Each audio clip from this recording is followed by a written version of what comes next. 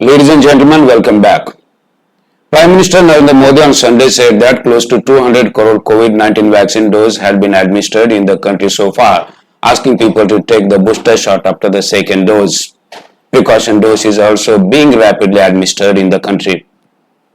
This is All India Radio, the news read by Sanjay Jadhav. मित्रांनो, न्यूजपेपरच्या वाचनाला आपण सुरुवात केलेली आहे.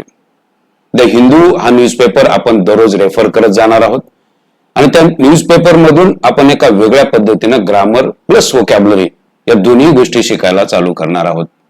आणि या सेशनला बऱ्याच प्रमाणात चांगला प्रतिसाद मिळायला सुरुवात झालेली आहे. तुमच्या मित्रांना सुद्धा तुम्ही बोलू शकता. नाव आहे माझं संजय जाधव.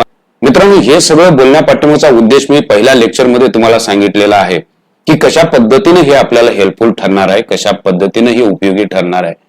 आज जी माझ्या समोर द हिंदू मधून जी बातमी आहे ती बातमी आहे मन की बात. म्हणजे आपले जे ऑनरेबल प्राईम मिनिस्टर आहेत नरेंद्र मोदी, त्यांनी मन की बात मध्ये काही गोष्टी सांगितलेल्या आहेत. जे पॅन्डेमिक सिच्युएशन होते त्यावेळेला 200 करोड कोविड-19 व्हॅक्सिनचे डोस देशामध्ये पुरवले गेलेले आहेत, त्या संदर्भातली ही बातमी आहे.